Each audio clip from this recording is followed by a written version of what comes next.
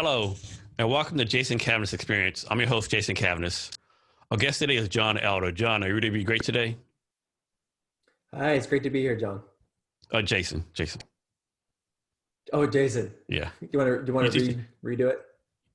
no, it's fine. I'll edit it out. It's fine. Okay. You think about John Neff, probably. Probably. Cool. Um, After working for a few years after graduating from the University of Washington in 2010, John grew impatient with the progression of income at his corporate commercial construction job. After doing months of research on his own, he started his Amazon FBA business in 2014 with a humble golfing product and soon became the number one seller in the category.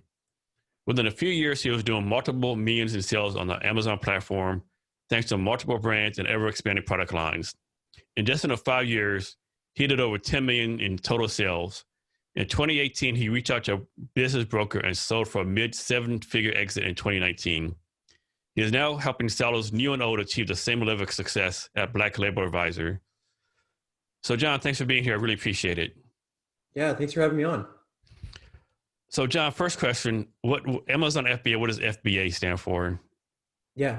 So that basically stands for Fulfilled by Amazon. And so for anyone listening, it's another way of saying, who's actually packing and prepping your products. Fulfilled by Amazon means that all your products from your factory end up going to an Amazon warehouse, and you probably have heard it in the news, and random warehouses, catching on fire. But those warehouses all over the country are being built constantly, and that's where third-party sellers store their products. And then those products are packed and shipped by Amazon. So whenever you get an Amazon box that has, the Amazon Prime tape, which is pretty common, that is because it didn't really come from the third-party seller. It actually got shipped from an Amazon warehouse. And so, your buyer says number one sell in the product category. What does that mean? For example, I'll just take like the golfing category, just because it was my first product. Within the golfing category, you have all sorts of products. You have golfing bags, you have golf clubs, and so a category of golf clubs is a category within the master category of golfing.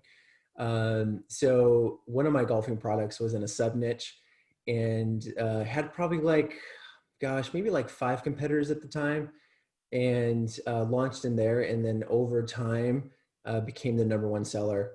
And then, it's funny, over a couple years, that category actually expanded to 25 sellers. So, so the competition became fierce over a couple years. John, so who determines that? Like, who actually comes with the numbers and says you're number one, you're number two? Amazon does that, or outside Yeah. resource? Yeah, so everything on Amazon is internal to their algorithm. And so that includes their search algorithm results, how PPC works with advertising. Everything is part of their ecosystem.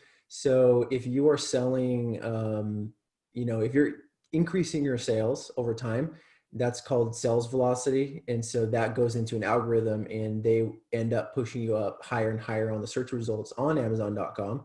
If you search that specific product or search like a radio, if you become, the number one seller, that's basically Amazon letting customers know that you are trustworthy and you have the number one seller badge. And so you get these badges as a way of building trust with consumers. And it's a way to show, the customers that, this seller is, doing really well, and lots of other people buy from this seller. And it's a way to develop trust.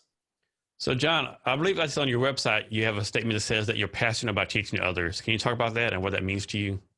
Yeah. So that actually came out of my exit. So in 2019, when I sold my business to a private entity, it was actually a husband and wife team.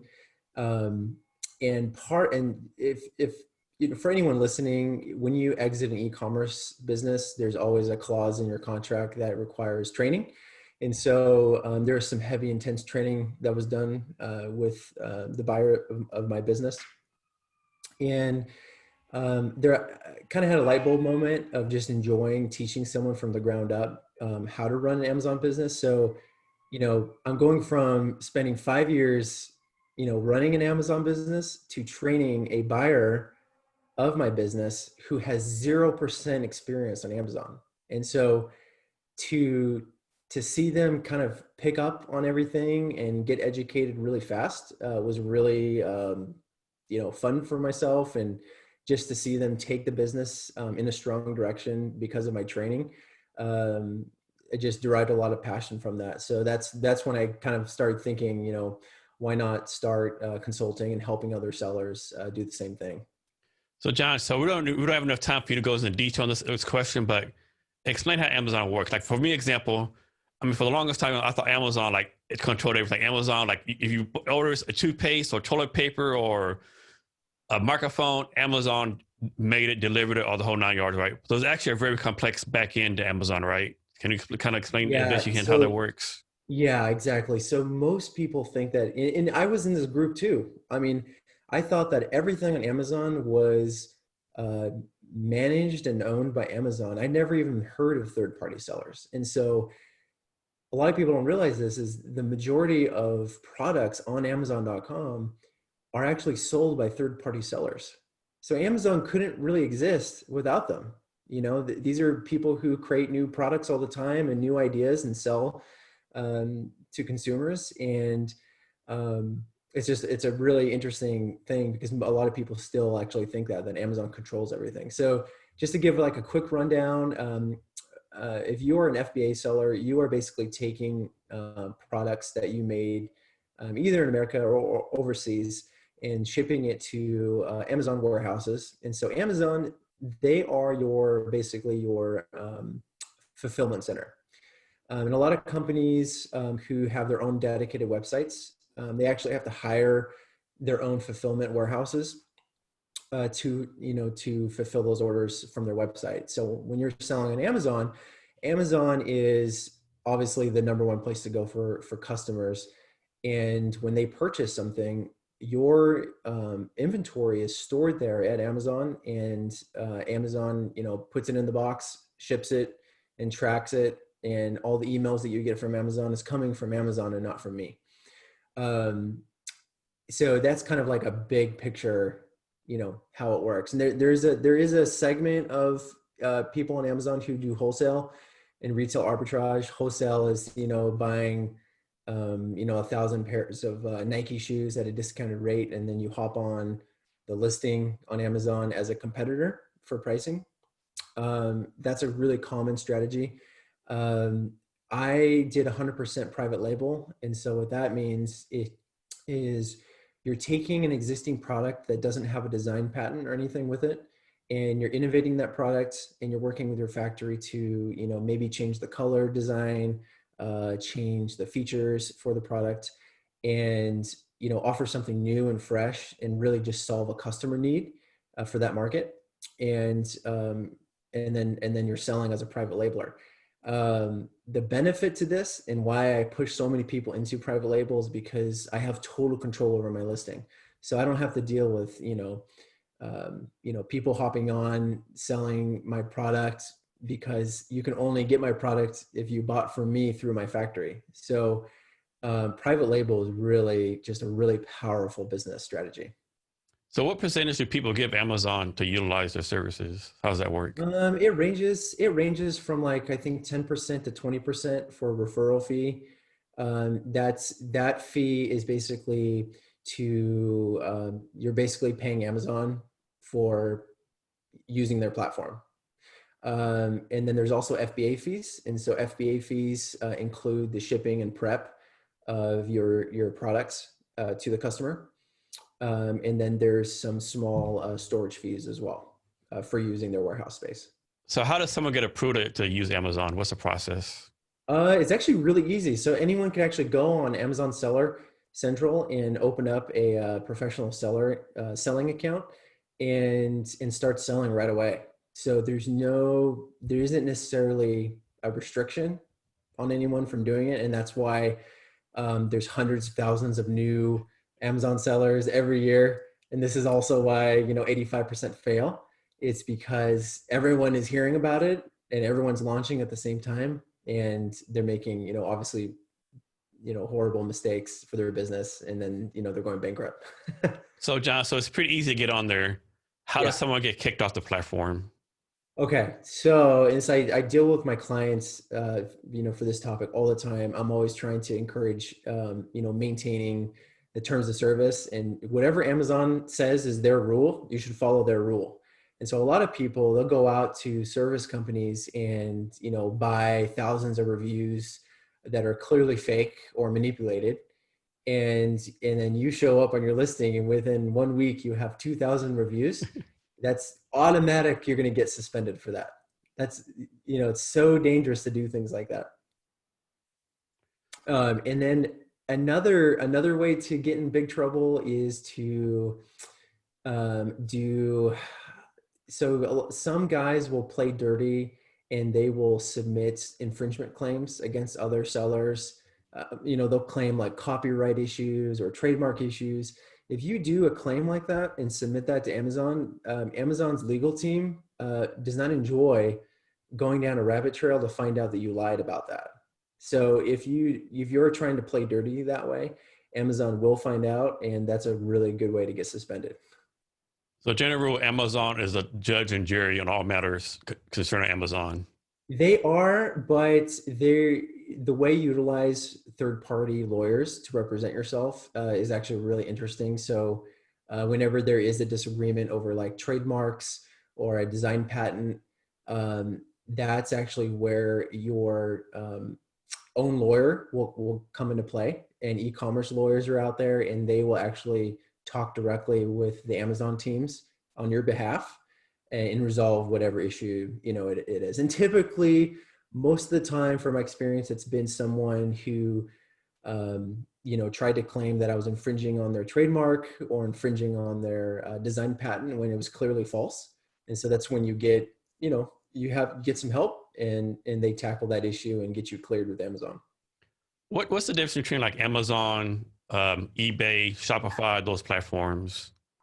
Um, eBay is eBay is more of kind of like a drop shipping type platform slash collectibles slash used products. So Amazon is 99.9% new in terms of inventory. And oh, hold on. Uh, Amazon is basically all new products. Some listings will have some used products, on there, but most of the time, eBay is just focused on used inventory and those types of things. So it's also not a place where there's a lot of trust built up with the consumer. So if I went to eBay right now, I don't know much about the sellers. There's a million listings that are really similar. There's not a lot of private label, products going on eBay. So the trust is definitely there on Amazon, and eBay, it's not there at all. I never shop on eBay. So for Amazon, like I have a theory that pretty soon it's gonna be Amazon everything, right? Is there anything Amazon can't get into? Like there's Amazon books, there's Amazon this, Amazon that. Yeah. What's the limit for Amazon, or is there a Well, limit? it's funny. My brother he's really high up on the financial side in Amazon, and I've asked them about that, and their goal really is to take over and become the number one leader in almost every single industry in the United States. So what's weird about that is typically someone would be like, oh, that's a monopoly. But actually, a monopoly is where um, you know, you're the only seller in that industry. So, they can go into grocery and have, in grocery stores, and, now they own Whole Foods. That's actually allowed, right? Even though they're big, they can do that legally because there's still, competition from Kroger and Safeway.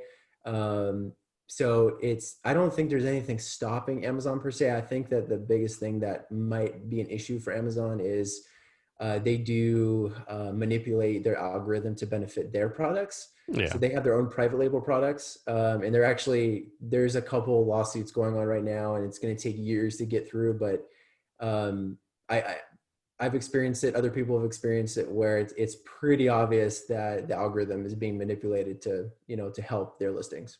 yeah, yeah. I know. I read recently on where Amazon's going to be buying all the old Sears and J.C. Penney buildings and turn those to a fulfillment center. So I thought it was genius. Yeah, yeah. No, it's definitely a possibility. Yeah. So talk about the counterfeit problem on Amazon, or is there a counterfeit problem on Amazon? Yeah, it's definitely, so if I explained it this way, let's say I have I'll just go back to my radio example. I sell a unique radio, and I'm the only seller on my listing because I'm private label. This is my product. This is my trademark. It's trademarked to the federal government. No one else is allowed to use that trademark. So if someone hops onto my listing and is trying to sell for a lower price, what that is that is most likely someone from China, and they have some sort of relationship with another factory, and their factory is mimicking my product. And so the reason why that's a counterfeit item is because they never got permission to sell my product. And so what they did really is they copied my entire design, and I can't, maintain that trust with the consumer because, if their radio is not as good quality as my radio, they shouldn't be on my listing. And so that is the most common issue, and those are very typical hijacker situations where they try to undercut your pricing for a couple days and make as much money as possible. Typically, what happens is the customers will see that lower price, they'll order from that person, and then they'll get their radio, and it's complete junk. So they typically disappear on their own. And the guys that want to stay as long as possible, that's when there's programs in Amazon, brand registry, Project Zero, and those are programs where all I have to do is submit my claim to Amazon and say, hey, this hijacker is using my trademark. I can't maintain my warranty with my customers because I have no idea about the authenticity of this product. So. Do most of the counterfeiters come from other nations, or some of them actually from the United States? Some are from the United States, but it's really obvious. 99% of the time, it was from China. So, you can pretty much, figure that out because if you look at, the email address or, how they communicate over customer service, you could tell just because I've talked with, over a dozen, Chinese factories. You could just tell with how the English is formatted that it's someone overseas. And sometimes you'll have just a foolish person who's trying to do that in America, and it's funny because they're trying to cheat the system a little bit, and then once I report you, you're done. Your selling privileges are gone like overnight because you're infringing on my intellectual property. So legally. I always came down harsh on those hijackers because I worked hard, for the design and the trademark and, all the different features. And so I wasn't going to allow anyone to try to hijack my listing.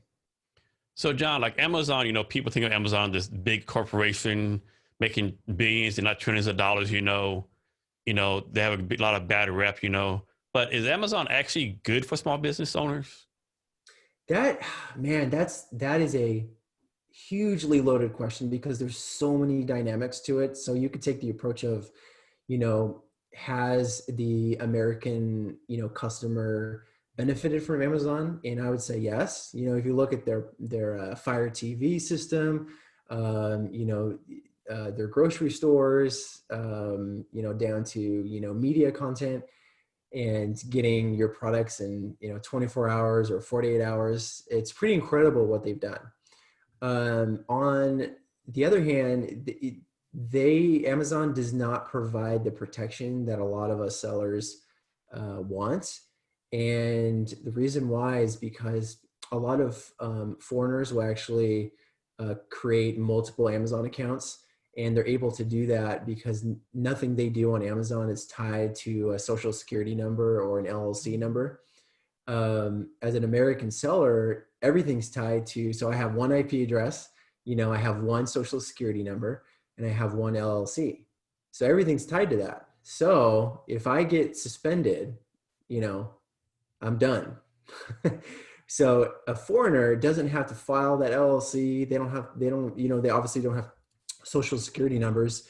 So I would have to, really fight hard to get reinstated on Amazon. So it's really easy for um, people to go on Amazon and kind of cheat the system and make it really, really hard for sellers. The other problem is that Amazon has zero interest in protecting American businesses, and the reason why is because um, their platform is really driven by low cost. And so to get that low cost, they have to allow Chinese sellers. And so a lot of people don't know this, but 40% of FBA sellers on Amazon are Chinese. And so they don't live in America. They are, most likely factories. They're shipping from their factory, bypassing sellers in America and shipping directly to Amazon warehouses. And so the reason why that's bad is because in the United States, you have to pay taxes as a citizen. You have a higher cost of living in America, so your pricing, is going to be higher. And so it's really, really hard to compete with lower priced competitors who are shipping directly from a Chinese factory. So one example, I had a product that I sold for $90 a unit, and I had a flood of competitors come out of nowhere selling for $45, $50. And I knew, at the cost of what I paid, from my factory, it had to be a factory from overseas, because if you tack in shipping costs and taxes and all the FBA fees, they're not making any profit. But they could be making profit if they are overseas. So that was always a big problem, and the only way to combat that is to come across and deliver on the highest quality to the consumer. And so I always try to price my products as probably the top 5% of sellers in each category. And I did that to basically maintain my margins for net profit. So, John, talk about the process of you deciding to leave your corporate job in corporate America to do what you're doing now. Like, how did that all come about? Yeah. So I, went to University of Washington, thought I was going to be a construction manager the rest of my life. Had a fantastic career. Soon realized that the progression of my salary was going to be a little slow compared to what I wanted it to be. And so I didn't want to just wait around, 15, 20 years to get to that peak. I wanted to hit the peak, when I'm young. And so I just started thinking about different opportunities. I started researching. This was 2014, just to give some background date. And Amazon FBA kept popping up everywhere I read, and everyone was saying this was going to be the gold mine. This is going to be, an incredible opportunity for business owners. And so started thinking about it, and I spent about 6 months of researching it, and launched it while I was still working at my corporate job. And so I built my business alongside my job, and then also having a newborn. So it was a busy time in life, and but it was doable because, and I talked to my wife about this too, the sacrifice of all the time that was lost was to build something big someday. And I knew the turnaround was going to be roughly 5 to 7 years. And so my wife was on board for that. She's like, okay, you're at work all day, then you have to spend some time, at home, doing emails with the Chinese factories. So she gave that up, just knowing that the long-term vision was there to build something really special. And then a couple years in to Amazon, I decided to go full time. And I waited until I proved to myself that I could cover all of my family monthly expenses with a salary that I would pay myself from the business. Once I proved that, I wanted to see that happen for 6 months. And so once I saw that that was happening, I was comfortable with leaving my corporate job and diving full 100% into Amazon. And then at that point, I got an office space in Dallas and just really focused on the business. So, did you have to learn Chinese, or most of them know English, or how the language No, thing work out? every factory actually knows English really well. So there's a little bit of broken English just because, you know, they're not speaking it all the time. So that's totally fine. So you just have to be patient and try to interpret, you know, exactly what they're saying. And I actually never did Skype with my factories. It was all over email. And I was actually pretty surprised that the English was really, really strong. And so um, got up and running with my first order. I did a test order of 250 units because I was, you know, I'm low risk as a person. And just to get up to that point and make sure all the shipping labels were correct, and you know, setting up my my air shipping for that first shipment was really smooth. So you know, it's a matter of screening all your factories and making sure that you're not getting scammed. You know, that's a big one. And getting a partner who is, you know, trustworthy. So that was huge. Just spending a lot of time interviewing factories and asking some really tough questions. John, can you talk about the difference in like culture, both personal and business cultures, in dealing with, you know, people in China and the United States and all everything involved with that? Yeah. So like, you know, you hear that manufacturers are hard to deal with in the United States. And I haven't worked with one here just because it wasn't feasible for those, you know, for all the product lines that I ran. But when I was working with the Chinese factories, it was definitely a culture of they wanted to make it happen for me as a seller. And that was kind of interesting. So, you know, there was always a negotiation, you know, every single time when it came down to the pricing per unit or the shipping cost or time frames. They really, really, really, really tried to, you know, make it up to me. You know, if something went wrong, they would give me huge discounts on future orders. And so it was definitely a high quality of service to make sure I was successful. So I actually had a really, really good experience with each of my partner factories. Um, and yeah, I can't really speak to American manufacturers other than I've heard rumors that they're kind of hard to deal with. So how does someone, like, how do you find these factories? Is there like a listing you go to, or there's point of contacts over there already? Like, Yeah, I can imagine like just going to China to find a factory has to be like a pretty, yeah, you know, intensive thing to do, I would think. yeah. There's actually I personally never went to China for my business once. So I worked with, you know, a dozen factories and, you know, had, you know, gosh, probably like over 100 SKUs. And so I have all these products and I'm shipping all these, you know, large orders, and I actually never stepped foot in China. So that's kind of an interesting thing too, just for my story. But um, remind me your question again. How does someone find a factory to work with in China? There's a website called Alibaba.com. It's the worldwide #1 website for finding and finding factories to work with. That's actually where I found each of my factories. There is a long process, just so the viewers are aware of, you know, screening and making sure that you're, you know, getting samples from multiple factories and comparing quality.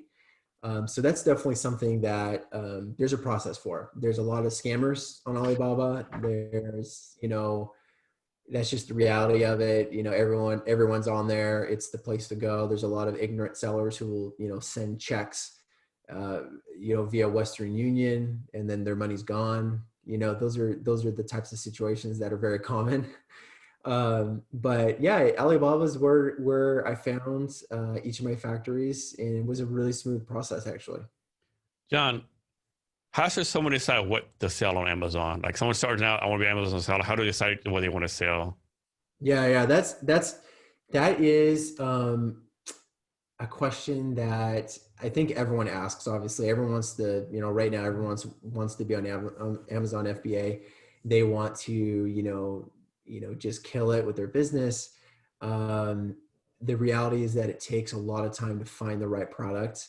And so some just simple mechanics is just, you know, seeking out a product that has, you know, net profit of at least 25%. Um, and that's achievable if you're really, really selective for products. Also thinking about long-term, can I increase my, number of products for my brand uh, for a specific industry? Just focusing on a product that you actually have interest in. So each of my products I had interest in, just general interest. I was in sporting goods. I sold men's leather goods, which I loved.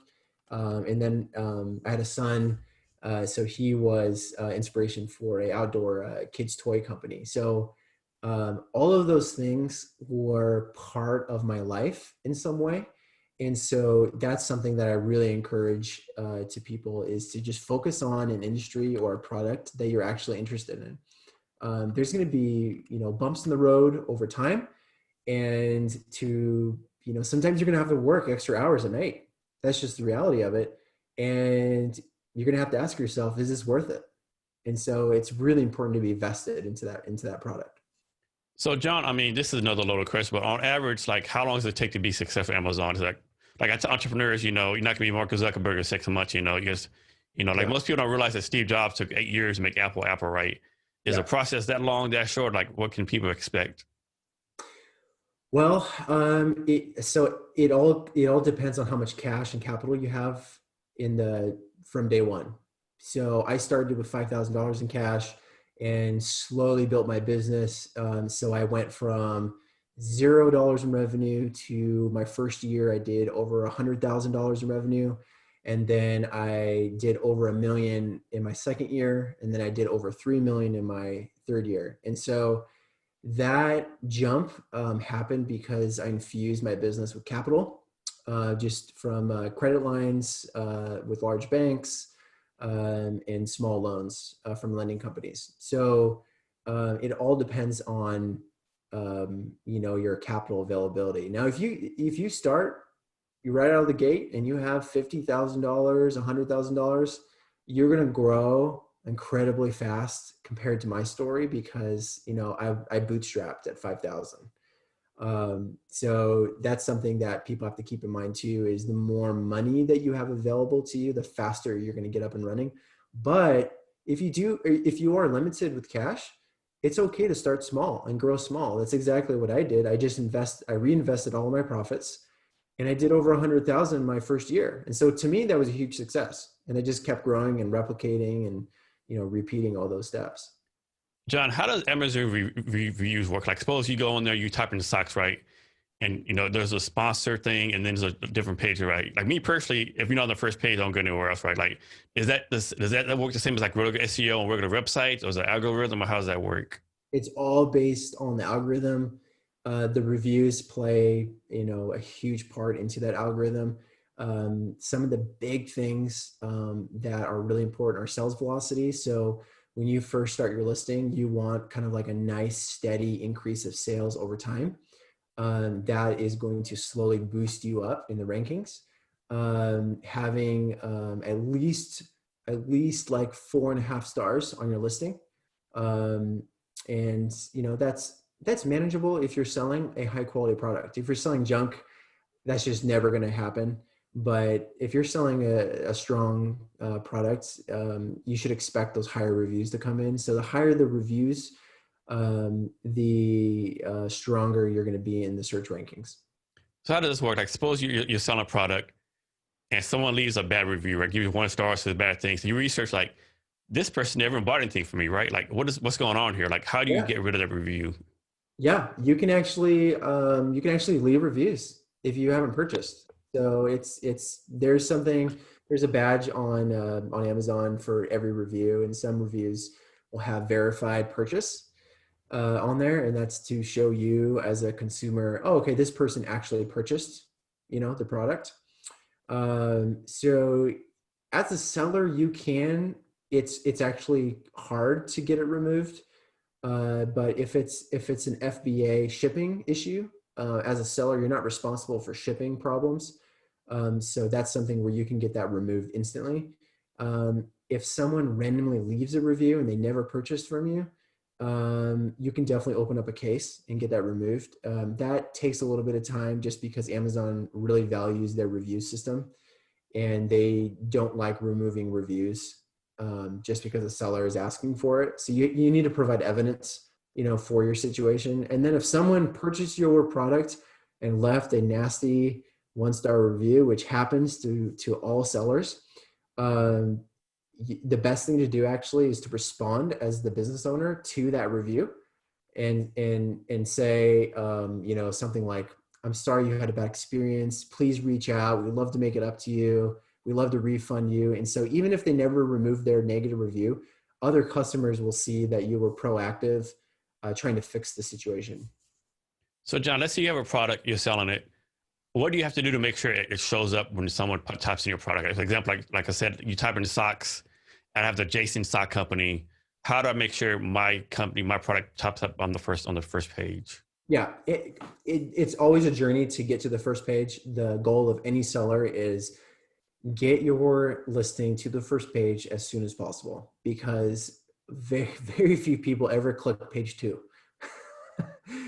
that's just how it is. And so you have to spend money on PPC. So PPC is pay per click. That is, all those ads you see on Amazon, they're actually there because that business owner is paying for their product to be listed there. So there's all sorts of different spots for paid advertising.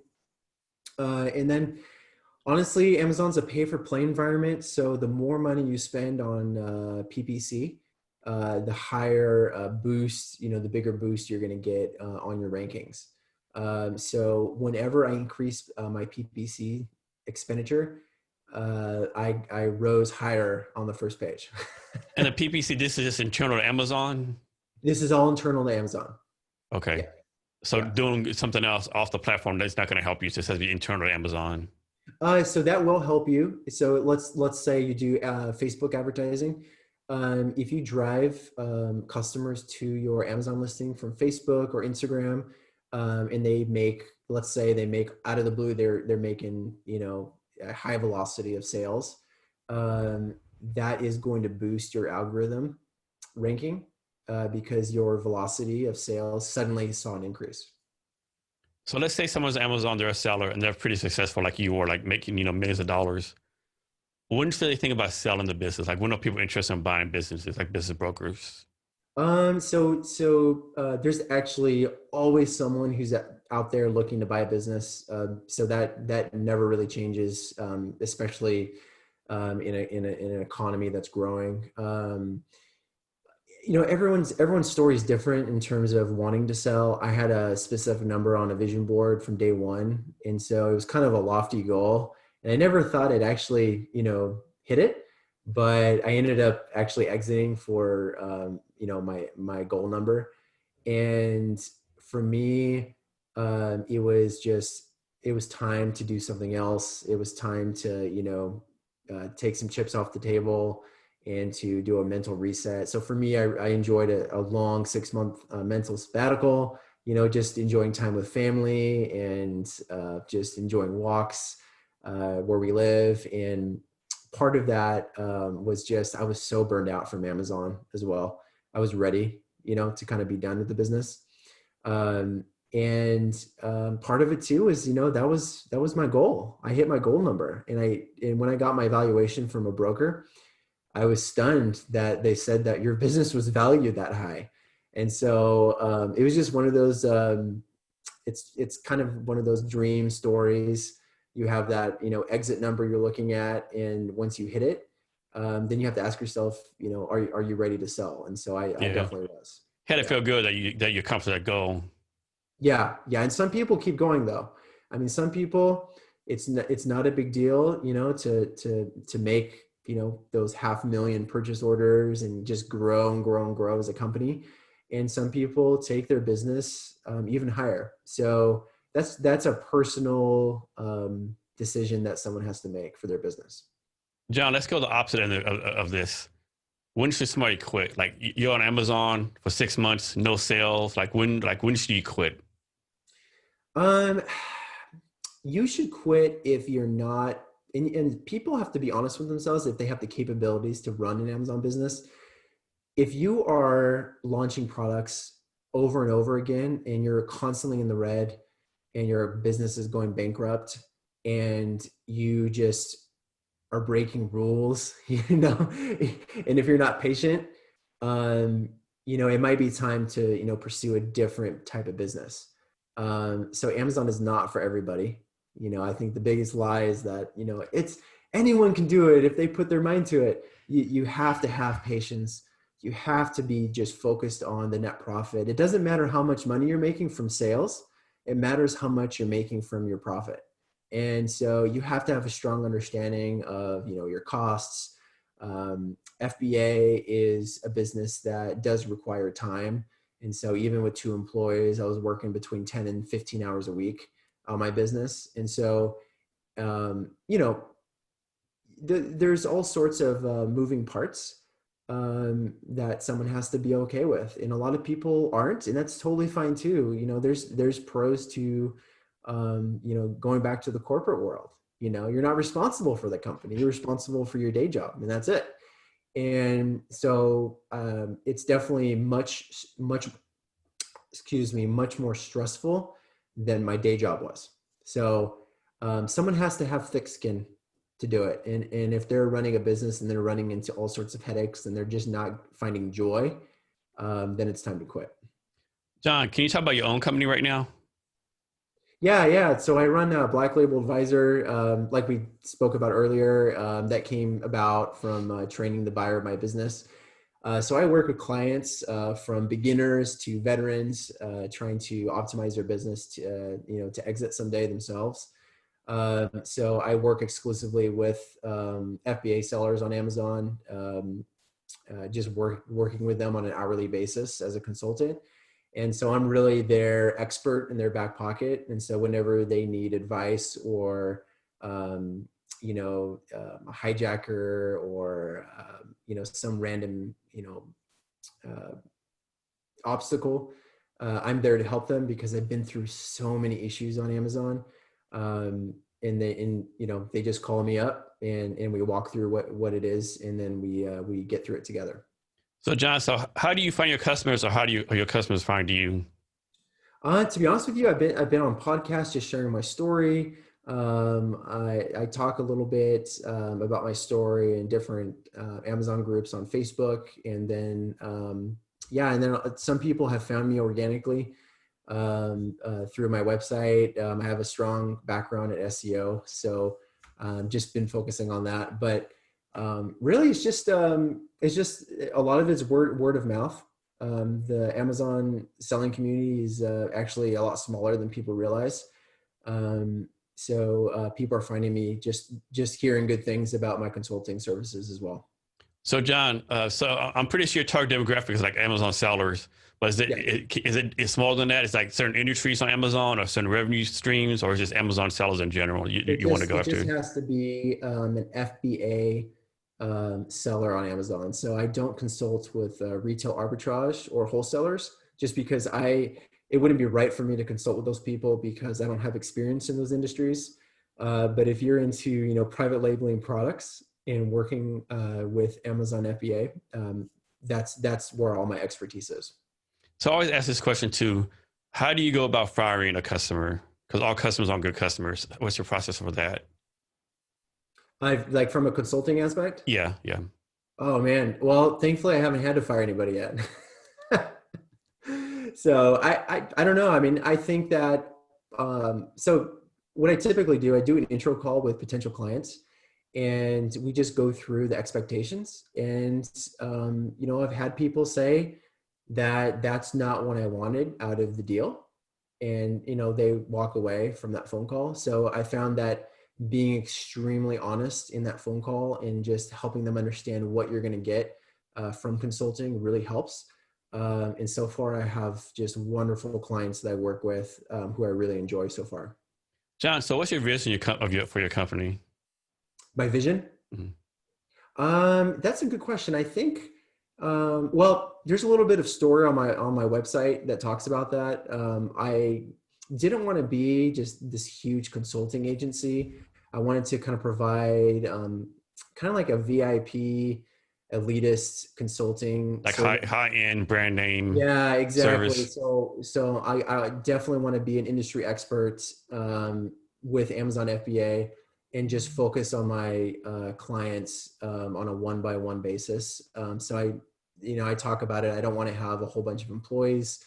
I'd rather just have fewer clients and really just go deep into their business and help them. And so I guess the long-term vision is just, providing an honest, transparent consulting service. And at the end of the day, just helping people grow their business. Does Amazon give you any help with your business? Like, did they give you like any inside tips or anything like that, or is all based on No, your own no. information? Amazon is very, very closed off. So they're very hush hush. Um, no one, and I know some people that have relationships with Amazon, and even they are not getting like secret information. So you really have to wait for Amazon to publish the information. Okay, and how long you been doing this? I sold on Amazon for 5 years, and then I've been consulting for, let's see, about 4 months now. Okay, I'm guessing you can consult worldwide, China, India, England, wherever the case may be. Yeah, I do. I do. Yeah, I have a couple clients overseas as well. Um, so what's been the craziest product that you've seen sold on Amazon? Oh man, the craziest product sold on Amazon. Oh, to be honest with you, I don't know. Because there's a lot of crazy stuff on there. Yeah, I mean, I guess there is a lot of crazy stuff, but let me think. Oh, you know what? It's a it's have you seen those like those light up those light up devices that you can put in toilets? Yeah. Okay. So yeah, that's, I don't know. Some people like him. I just thought that's kind of silly, but you know, I don't need a special design or a light to work this. John, so I'm guessing people sell books. It's the same process to sell books on Amazon as to sell everything else. Yeah. So Amazon, you have storage at Amazon for books, and so whenever you buy a book from Amazon, you're buying either from the author or from a wholesaling company. So it is a similar process. There's a separate portal for books from physical products that people buy, but it is similar. So everything's stored at Amazon. Is there anything that you're not allowed to sell on Amazon? Yeah, so like a lot of like toxic materials, anything that's dangerous or hazardous, you can't sell on Amazon. There was this huge debate about whether or not people could sell face masks. So Amazon just started removing all the N95 masks when COVID hit. So Amazon tries to remove products that could be dangerous or have false claims on the listing for consumers. How does Amazon even go about like checking all this stuff, right? There's so many sellers, so many products. Like, how do they like quality control all this? Yeah, it takes time, but honestly, they have extremely intelligent AI software. Yeah, So yeah, exactly. so they're using robots pretty much. Yes. Hey, John, can you share your social media links for you and your company so people can reach out to you? Yeah, definitely. My website is blacklabeladvisor.com. And then you can also email me at JONELDER at blacklabeladvisor.com. And then if you just search Black Label Advisor on Facebook, I have a presence there as well. And so, listeners, we have the links to your social media on the show notes. And you can find the show notes at www.CavnessHR.com. Be sure to share this episode with your friends. And you can find the Jason Cavness Experience on most podcast platforms. So, John, we're coming to the end of our talk. Can you give us any wisdom or advice on any subject you want to talk about? Yeah, I think just related to Amazon, being really diligent and really just disciplined with how you're what you're looking at in terms of launching a product. A lot of people get obsessed with data, and they experience data paralysis. And it's really important also to there's a portion of it to go with your gut a little bit on Amazon. So just pursue your passion and really just focus on how profitable a product is. John, thank you for your time today. I really appreciate it. Yeah, thanks for having me on. And to our listeners, thank you for your time as well. Remember to be great every day.